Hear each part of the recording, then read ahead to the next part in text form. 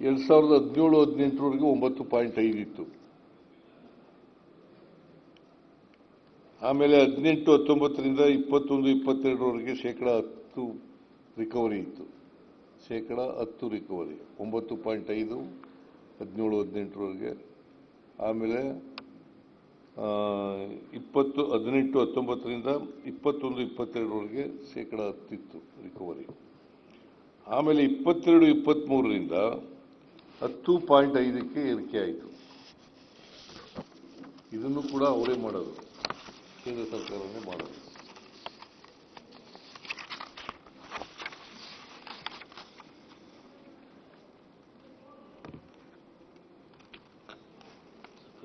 ಆಮೇಲೆ ಸಕ್ಕರೆ ಬೆಲೆ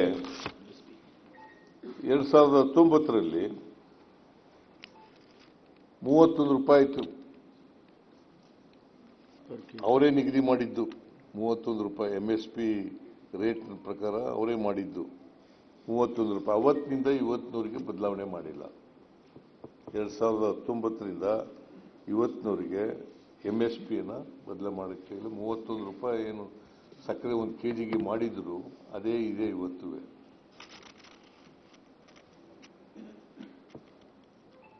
ಆಮೇಲೆ ರಫ್ತು ಮಾಡೋದು ಇದೆಯಲ್ಲ ಅದನ್ನು ನಿಲ್ಲಿಸ್ಬಿಟ್ಟಿದೆ.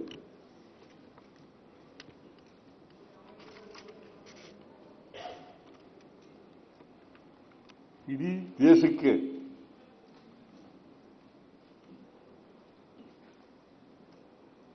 ಕೇವಲ 10 ಲಕ್ಷ ಮೆಟ್ರಿಕ್ ಟನ್ ರಫ್ತು ಮಾಡಲಿಕ್ಕೆ ಅವಕಾಶ ಮಾಡಿಕೊಟ್ಟಿದೆ ಕೇಂದ್ರ ಸರ್ಕಾರ. ಇದು ಇಡೀ ದೇಶಕ್ಕೆ. ಕರ್ನಾಟಕ ಒಂದರಲ್ಲೇ 41 ಲಕ್ಷ ಮೆಟ್ರಿಕ್ ಟನ್ ಸಕ್ಕರೆ ಉತ್ಪಾದನೆ ಆಯ್ತಿತ್ತು. 41 ಲಕ್ಷ ಇಡೀ ದೇಶಕ್ಕೆ ರಫ್ತು ಮಾಡೋಕ್ಕೆ ಅವಕಾಶ ಕೊಟ್ಟಿದ್ದು 10 ಲಕ್ಷ ಟನ್. ಕರ್ನಾಟಕದಲ್ಲಿ ಒಂದರಲ್ಲೇ 41 ಲಕ್ಷ ಟನ್ ಮಾಡ್ತಾ ಇದ್ದೀವಿ. ಅದಲ್ಲದೆ ಎಥನಾಲ್ ಎಷ್ಟು ತಯಾರು ಮಾಡಬೇಕು, ಎಷ್ಟನ್ನು ಕೊಂಡ್ಕೋಬೇಕು, ಆಯಿಲ್ ಫ್ಯಾಕ್ಟ್ರಿಗಳು ಎಷ್ಟನ್ನು ಕೊಂಡ್ಕೋಬೇಕು ಅಂತ ನಿಗದಿ ಮಾಡೋರು ಯಾರು? ಕೇಂದ್ರ ಸರ್ಕಾರನೇ.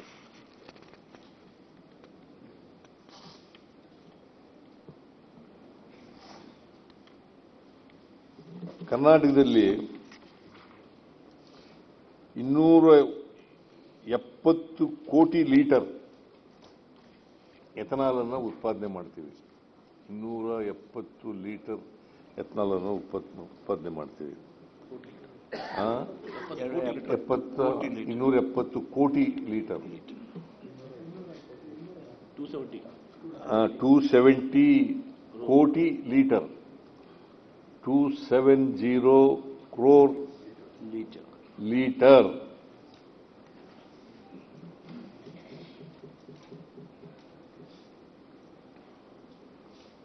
ಆದರೆ ನಮಗೆ ಹಂಚಿಕೆ ಮಾಡಿರ್ತಕ್ಕಂಥದ್ದು 24-25ರಲ್ಲಿ 47 ಕೋಟಿ ಲೀಟರ್. ನಾವು ಉತ್ಪಾದನೆ ಮಾಡೋದೆಷ್ಟು? 270 crore ಲೀಟರ್. ಆದರೆ ಹಂಚಿಕೆ ಮಾಡಿರ್ತಕ್ಕಂಥದ್ದು 47 crore ಲೀಟರ್.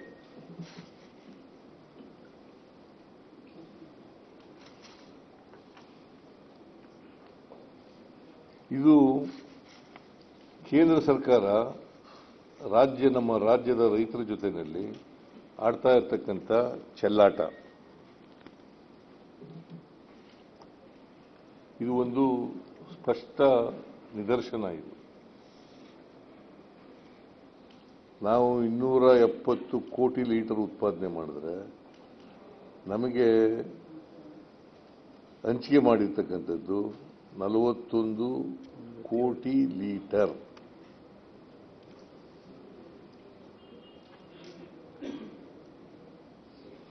ಆಮೇಲೆ ನಮ್ಮ ಸರ್ಕಾರ ನಾವು ಅಧಿಕಾರಕ್ಕೆ ಬಂದ ಮೇಲೆ 11 ಜಾಗಗಳಲ್ಲಿ ಡಿಜಿಟಲ್ ತೂಕ ಯಂತ್ರಗಳನ್ನು ಮಾಡಬೇಕು ಅಂತೇಳಿ ತೀರ್ಮಾನ ಮಾಡಿದ್ದೀವಿ. ಈಗಾಗಲೇ ಪ್ರಾಸೆಸ್ನಲ್ಲಿದೆ. 8 ಕಡೆ ಟೆಂಡರ್ ಕರೆದಿದ್ದೀವಿ. ಇನ್ನು ಉಳಿದ ಕಡೆನೂ ಕೂಡ ಟೆಂಡರ್ ಕರೀತಾ ಇದ್ದೀವಿ.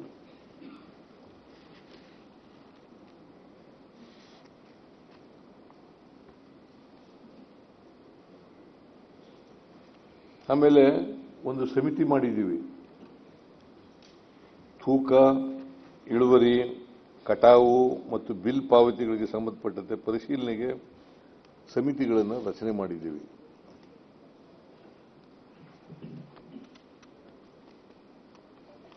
ಕಳೆದ ವರ್ಷ ಅಂದರೆ 24-25ರಲ್ಲಿ 522 ಲಕ್ಷ ಮೆಟ್ರಿಕ್ ಟನ್ ಕಬ್ಬು ಹರಿದಿವೆ. 522 ಲಕ್ಷ ಮೆಟ್ರಿಕ್ ಟನ್ ಕಬ್ಬು ಹರಿದಿರ್ತಕ್ಕಂಥದ್ದು. ಈ ವರ್ಷ ಇನ್ನು ಗೊತ್ತಾಗಬೇಕು 25-26ರಲ್ಲಿ ಎಷ್ಟು ಟನ್ ಕಬ್ಬು ಹರಿತೀವಿ ಮತ್ತು ಅದಕ್ಕೆ ಎಷ್ಟು ದುಡ್ಡು ಕೊಡ್ತೀವಿ ಅಂತಕ್ಕಂಥದ್ದು ಗೊತ್ತಾಗಬೇಕು. ಯಾಕಂದರೆ ಇನ್ನೂ ಕಟಾವು ಶುರುವಾಗಿಲ್ಲ. ಕೆಲವು ಕಡೆ ಮಾತ್ರ ಶುರುವಾಗಿದೆ, ಮೇಜರ್ ಆಗಿ ಶುರುವಾಗಿಲ್ಲ.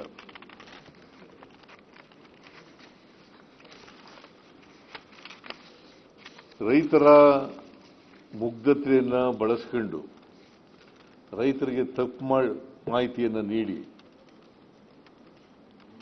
ಕೇಂದ್ರ ಸರ್ಕಾರದ ಜವಾಬ್ದಾರಿ ಇದ್ದರೂ ಕೂಡ, ಹೆಚ್ಚಾಗಿ ಕೇಂದ್ರ ಸರ್ಕಾರದ ಜವಾಬ್ದಾರಿ ಇದ್ದರೂ ಕೂಡ ವಿರೋಧ ಪಕ್ಷದವರು ರಾಜಕಾರಣ ಮಾಡಲಿಕ್ಕೆ ಹೊರಟಿದ್ದಾರೆ. ನಾನು ರೈತರಲ್ಲಿ ಮನವಿ ಮಾಡ್ತೇನೆ, ವಿರೋಧ ಪಕ್ಷದವರ ಮಾತುಗಳಿಗೆ ಬಲಿಯಾಗಬೇಡಿ ಅಂತೇಳಿ ಮನವಿಯನ್ನು ಮಾಡ್ತೇನೆ.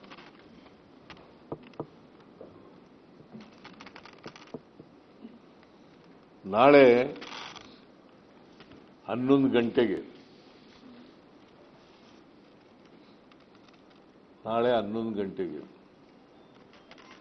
ರಾಜ್ಯದ ಎಲ್ಲ ಸಕ್ಕರೆ ಕಾರ್ಖಾನೆಗಳ ಮಾಲೀಕರ ಜೊತೆ ಸಭೆ ನಡೆಸ್ತಾ ಇದ್ದೀವಿ. ಇಲ್ಲಿ ಬೆಂಗಳೂರಿನಲ್ಲೇ, ಇಲ್ಲೇ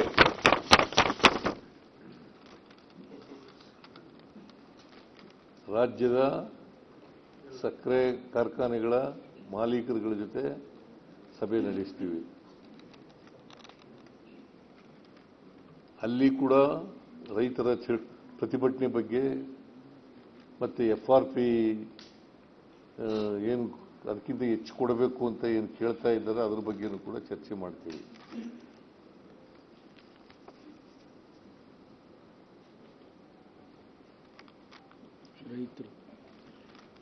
ಆಮೇಲೆ ರೈತರು 1 ಗಂಟೆಗೆ ರೈತ ಮುಖಂಡರುಗಳ ಸಭೆಯನ್ನು ಕರೆದಿದ್ದೀವಿ.